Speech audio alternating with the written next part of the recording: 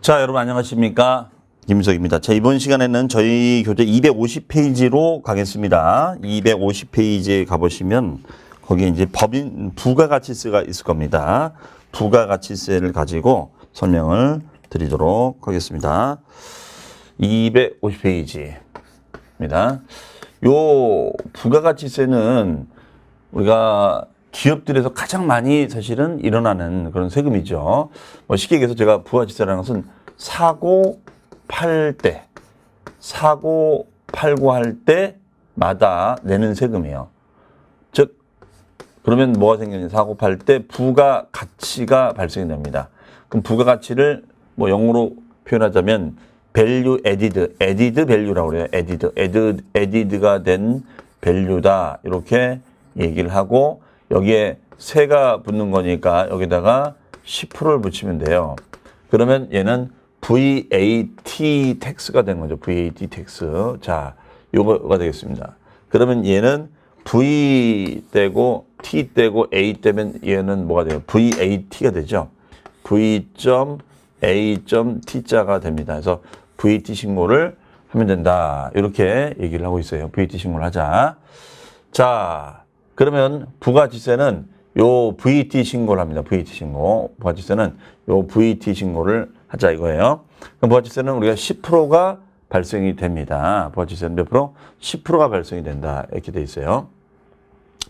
그러면 요 부가가치세는 10%가 발생이 되는데, 요 세금은 그러면 이걸 다른 말로 하면은 요거는 밸리드 에디드라는 것은 이거는 거래 마진이다 또는 거래 이익이다 이렇게 표현해요. 거래 마진, 거래 이익을 부가가치다라고 얘기하죠. 그러면 예를 들어서 이 물건을 1,000원 주고 사와서 1,200원에 팔고 1,200원 주고 사와서 1,500원에 파는 거예요. 그렇죠?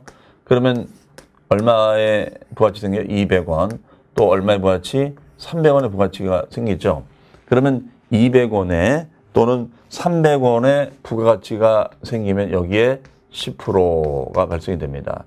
그러면 20원이 되고 여기에 10%가 발생이 되면은 얼마가 돼요? 30원이 되는 거죠. 네, 이것을 우리는 부가가치세, VT다라고 얘기를 하고 있어요. 그러면 어쨌든 포인트는 부가가치가 일어나려면 거래가 일어나야 돼요. 거래. 그렇죠? 거래가 일어나야 됩니다. 거래. 그럼 거래라는 것은 사고 팔면 되거든요. 그럼 산다는 것을 우리는 매입이라고 하는 거고, 그 다음에 판다는 것을 매출이다라고 얘기를 하죠. 그럼 요거를 우리는 VA, Value Added라고 얘기를 합니다. 그러면 이 Value Added는 판 거에서 산 거를 빼주면 되는 거잖아요. 그래서 이거는 매출액에서 마이너스 매입액을 우리가 차감을 시켜주는 겁니다. 그럼 여기에다가 곱하기 요걸 이제 V라고 하죠. 여기다 10%를 곱하는 거예요. 그럼 이것을 V.A.T이라고 얘기를 합니다. VAT. 자, 이해하시겠죠? 근데 문제는 이런 방법을 이제 우리는 뭐라고 하느냐? 이런 방법을 매입을 이제 우리는 전 단계라고 해서 앞전절 써서 전 단계에서 발생한 거래 금액을 공제하자. 거래 금액을 공제하는 법, 이것을 전 단계 거래액 공제법이라고 정의를 내리고 있습니다. 자, 그럼 전 단계 거래 공제법을 빼서 해주는 거예요. 근데 문제는 이게 이제 논리는 맞는데 현실적으로는 좀 문제가 있다 이거예요. 예를 들어서 이 매입을 우리가 2월 10일 날 매입을 해서 2월 10일 날 아시겠죠? 2월 10일 날 매입을 했는데 요 판매를 뭐 10월 뭐 7일 날 뭐 그 다음에 이 판매가 안 돼 가지고 다음에 판매가 되는 거 다음에. 그럼 부가가치 한번 계산을 하면은 뭐 진짜 짧게는 6개월, 길게는 뭐 1년을 기다려야 되는 거죠. 이해되시겠죠? 그러면 이건 너무 시간이 많이 걸린다는 거예요. 너무 시간이 많이 걸린다. 자, 이런 얘기예요. 너무 시간이 많이 걸린다. 그래서 우리 세법은 이런 전 단계에서 발생한 거래 금액은 공제하도록 되어 있다. 이렇게 정의를 내리고 있습니다. 네, 전 단계 발생한 거래금은 공제. 근데 너무 이게 현실적으로 이거는 너무 이게 안 맞는 거야. 시간이 너무 많이 걸려요. 그러면 과세관적인 세무서 입장에서는 하고 싶은 게 뭐냐면 그때마다 세금을 걷고 싶은 거예요. 매입할 때도 받고 매출할 때도 받고 싶은 거예요. 그리고 결과값은 달라지지 않는 거. 그러면 만약에 요 물건을 1,000원에 사와서 만약에 이거를 2,000원에 판다. 그럼 매출액은 2,000원이 되고 매입액은 1,000원이 되는 거니까 밸류 에디드는 1,000원이 되는 거예요. 그럼 1,000원에 10%면은 100원이 우리가 부가지세가 되겠죠. 네, 이런 식으로 됩니다. 자, 이해하시겠죠? 그러면 이렇게 하면 어떡하냐? 이걸 풀어보자, 이 식을. 그래서 얘는 매출액에다가 곱하기 10%를 붙이고 마이너스 매입액에다가 곱하기 10%를 붙이자. 이런 얘기예요. 그러면 이것을 우리는 납부세액이다라고 얘기합니다. 납부세액이다. 이렇게 정의를 내려요. 납부세액이다. 그러면 이거는 판매했을 때 10% 붙이고 매입했을 때 10% 붙이자. 이런 얘기예요. 그러면 그때마다 세율을 적용하니까 이거는 문제가 없다는 거죠. 그러면 이거는 2,000원이 됩니다. 2,000원에 10%면은 200원이 되는 거고 1,000원에 10%가 되면은 이거는 100원이 됩니다. 자, 이게 바로 납부세액이다라고 보시면 되겠어요. 그러면 200원 빼기 100원은 100원이다. 이렇게 볼 수도 있다는 거죠. 이것을 우리는 납부세액이라고 정의를 내리고 있습니다. 뭐라고 한다고요? 납부세액이다라고 정의를 합니다. 자, 그러면 결과값은 달라지지 않으면서 그때 받을 수 있잖아요. 그러면 이 방법을 뭐라고 하냐면 이것도 전 단계죠. 전 단계 앞전자 써서 전 단계에서 발생한 세액을 공제하는 방법이라고 해서 전 단계 세액공제법이라고 합니다. 세액공제. 네, 이걸 세액이라고 할 수 있잖아요. 이걸 뭐라고 할까요? 전 단계 세액을 매입세액이라고 하죠. 매입세액. 네. 그러면 이 방법도 하나의 방법이 되는 거고 이 방법도 하나의 방법이 되는데 우리 현행세법은 어떤 방법을 쓰고 있냐? 이 방법을 채택하고 있어요. 이 방법을 뭐라고 한다고요? 전 단계 세액공제법. 꼭 기억해 두셔야 됩니다. 이거는 매출세금에서 매입세를 뺀다. 자, 이거를 좀 우리가 회계적인 관점에서 또 들여다볼게요. 회계적인 관점에서. 그러면은 회계적인 관점에서 들여다보면은 어떻게 되는 거냐? 이거거든요. 물건을 우리가 사올 때, 그러니까 물건을 매입했을 때 1,000원에 매입했을 때 바로 10%를 붙이는 거예요. 이해하시겠죠? 그러면 지금 이 상태에서는 부가가치인 거래 마진이 발생했습니까? 안 했습니까? 안 했죠. 거래 마진이 발생하지 않았어요. 근데 바로 여기서 10%를 떼는 거예요. 그렇죠? 자, 이런 얘기입니다. 바로 떼는 거예요. 바로.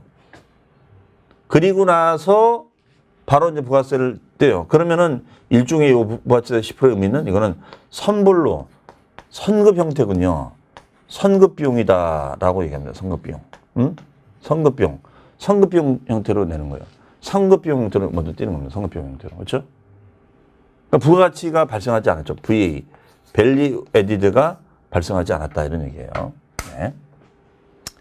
그런데 이걸 갖다가 이제 왜 먼저 주느냐? 나중에 받을 거니까. 나중에 2,000원 받을 거니까. 나중에 2,000원을 받을 거니까. 이해하시겠죠? 그럼 2,000원에 10%를 받으면 얼마죠? 200원. 200원이 됩니다. 200원. 그러면 10%인 100원을 먼저 주고 나중에 이 200원을 받거든요. 그럼 선불로 100원 빼서 줬잖아. 선불로 100원을 빼서 줬으니까 나머지 얼마만 더 주면 돼? 100원만 더 내주면 되겠죠. 선불로 100원을 먼저 빼줬어.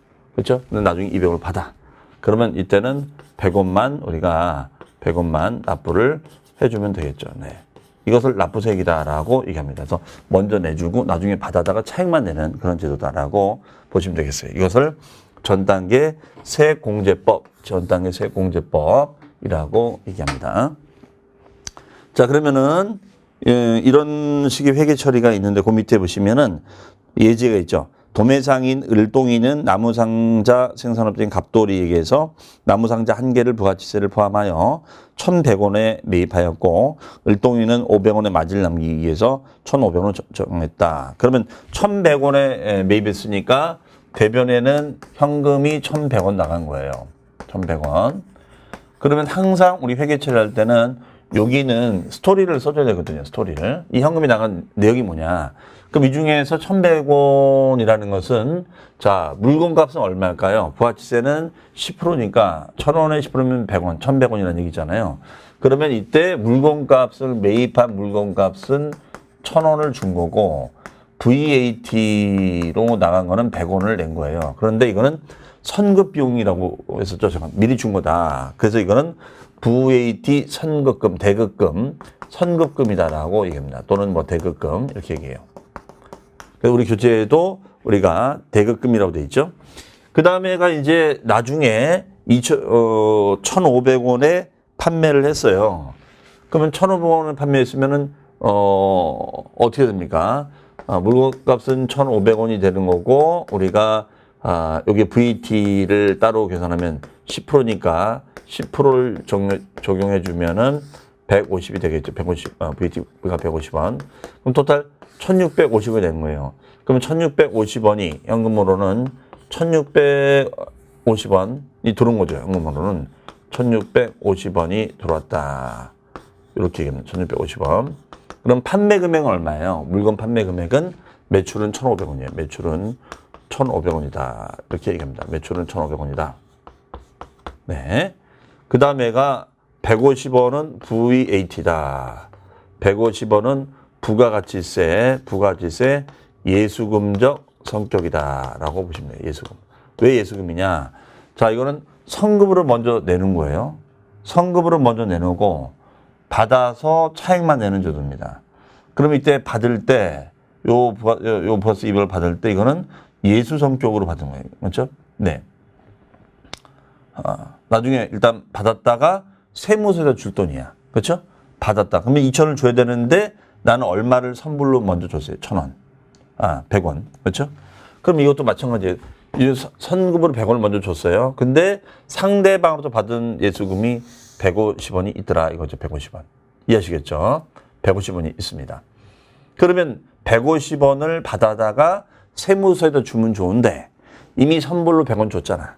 그러면 실제로 얼마만 납부하면 돼요? 그렇죠. 50원만 납부를 해주면 된다. 이런 얘기가 되겠죠. 자, 이해하시겠죠?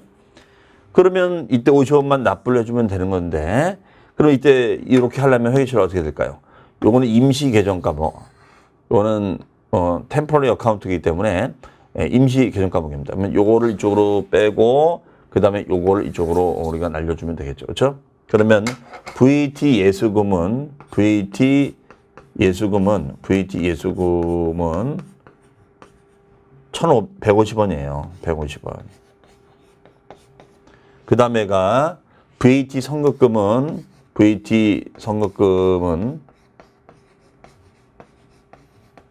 100원입니다. 100원. 그렇죠? 100원. 그러면 나머지 예수금 날리고 성금 날리고 얼마만 더 내면 되겠어요? 50원만 내면 되겠죠. 50원.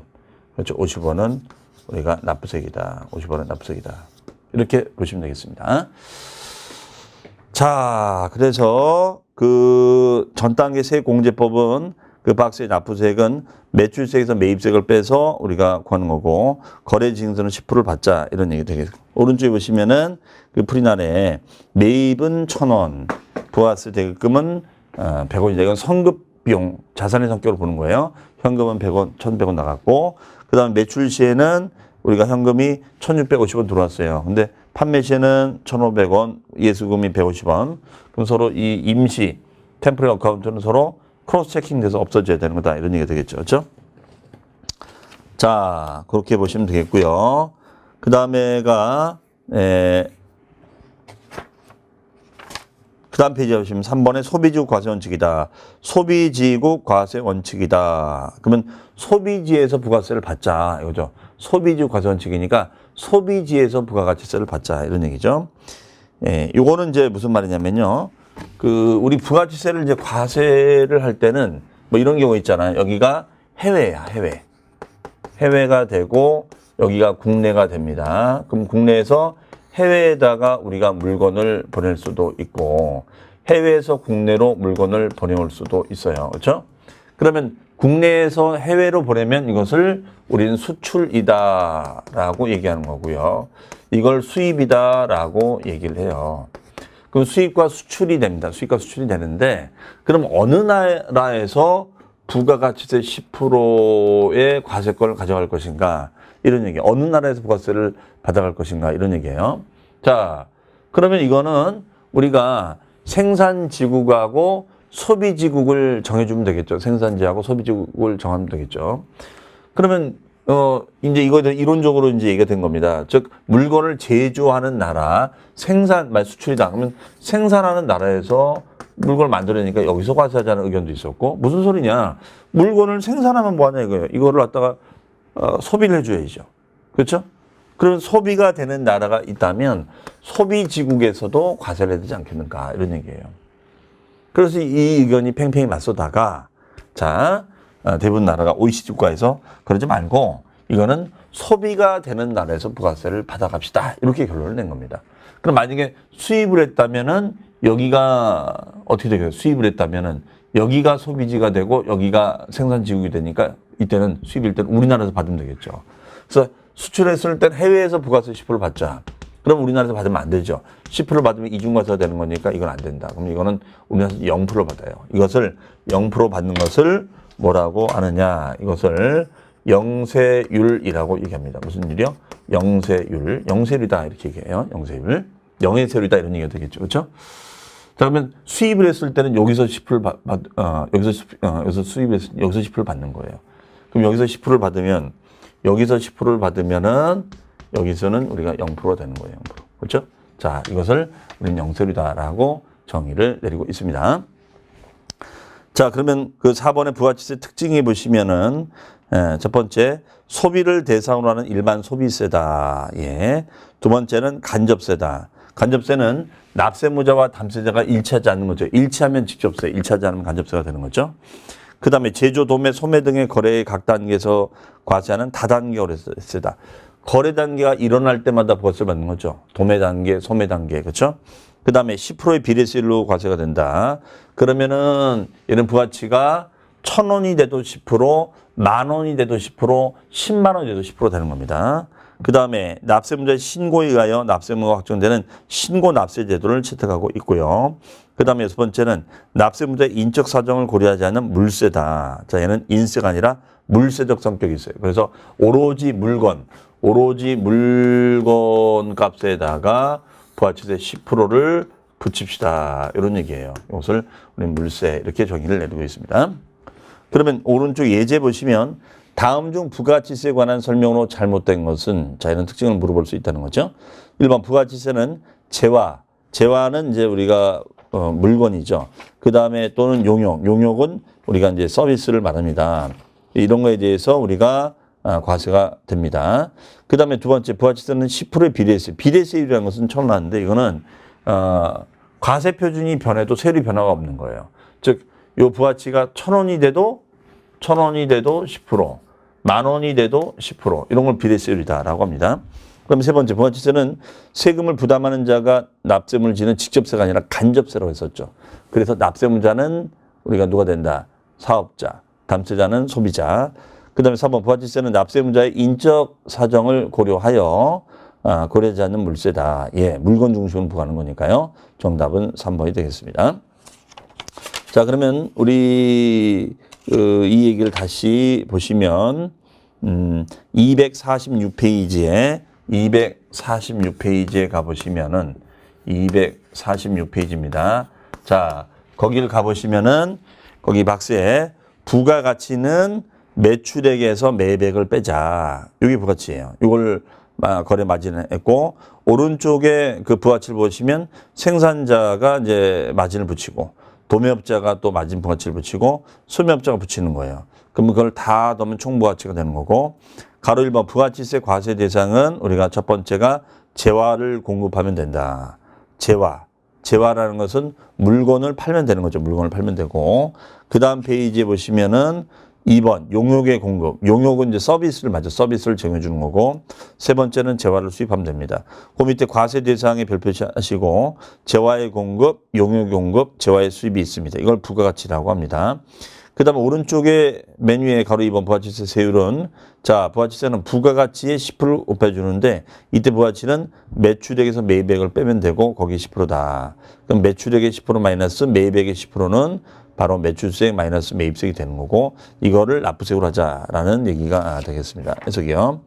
그 다음 페이지 가보시면 가로 3번에 부가가치세 과세 방법은 첫 번째 전 단계 세액공제법. 자, 세액공제법은 거기에 나오죠. 납부세액은 뭐에서 뭘 뺀다? 매출세액에서 매입세액을 빼자. 그렇죠. 매출세금에서 매입세액을 빼주는 거예요. 그렇죠. 매출세액에서 매입세액을 빼주자. 이런 얘기가 되겠습니다.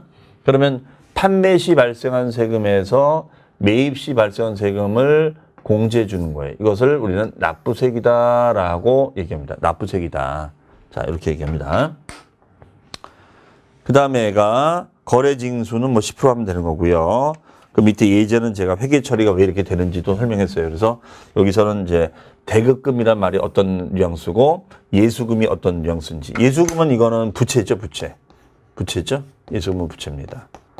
다만 이제 임시로 설정된 거니까 서로 항상 상호 크로스 분계를 통해서 없애버리도록 돼 있어요. 왜? 50원 납부세액을 구하려면. 자, 이렇게 얘기가 된다는 것입니다. 자, 그 다음에가 이제 여러분들 그 252페이지에 보시면 가로 4번의 부가치세 특징 1번부터 6번까지 다 잘 기억해 두시고요. 그 다음에 253페이지에 부가치세 계산구조 말씀드렸습니다. 계산구조는 매출세금에서 매입세액을 차감해서 납부세액을 구한다. 이게 포인트가 되는 거죠. 그 다음에 납세무자가 있습니다. 납세무자. 그 다음 페이지 254페이지 가보세요. 254페이지를 가보시면은 거기에 납세무자가 나오죠. 254페이지. 254페이지가 되겠습니다. 자, 납세무자.